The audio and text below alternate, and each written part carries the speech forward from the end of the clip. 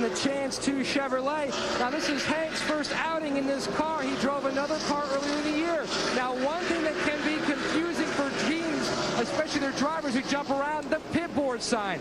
They showed Hank Parker Jr. this cheese Big Newton sign at the hauler this morning. Then once they affixed it to the pole, he walked out to pit road, walked down pit road just so he could get a shot of it as he enters his pit. He says so many teams have pit board signs that are colorful so their drivers can see it. Unfortunately, a lot of times they all blend in. He didn't want to have a problem where he overshot his pit, ruining his chance for a good day in this good car. For the lead, Robbie Gordon.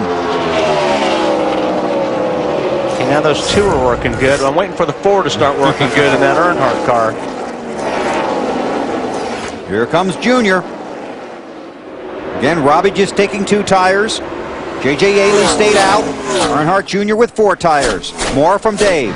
On the 88 car, Robbie Gordon, crew chief Wes Ward had confidence that they could just change those 2 right sides and be good because they only had 19 laps on the set. So those left side tires still good. They did make a track bar adjustment because the car had been loose for Robbie Gordon. And Marty? Yeah, and Steve, let's see if we can talk to the leader of this race, A.J. Allmendinger. All right, let's do it. Hey, AJ, Steve Letard up in the NBC booth. You got a copy, bud?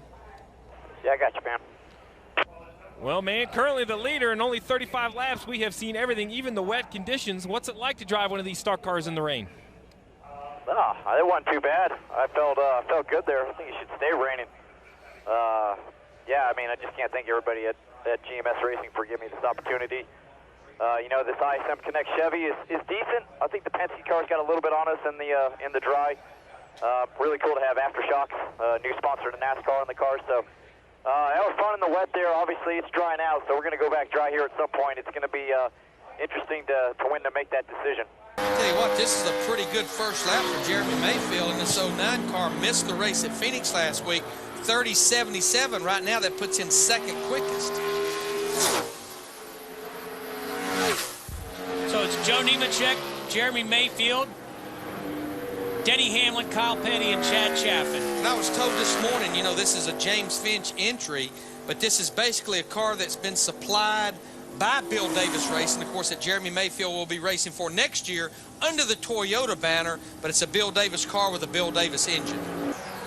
Juan Pablo Montoya attempting to make his very first NASCAR Nextel Cup race. You see he's from Bogota, Colombia. He was 31st quickest in practice in this 42 car. 30 car.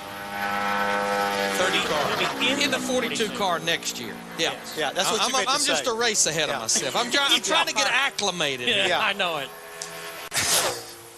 You know, he's competed in 3 Busch races this year, and all of those starts were in the top 11. And I'm going to say that lap right there in the 30 car at a 30.90, I think that's going to end up being probably pretty safe for him.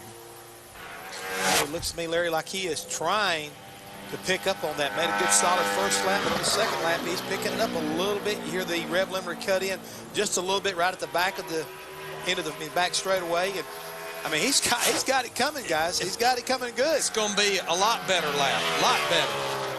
30.75 puts him 13th quickest. He's the second quickest of the go or go home cars, not locked in yet, but that will send Mike Skinner in the 27 car to the house.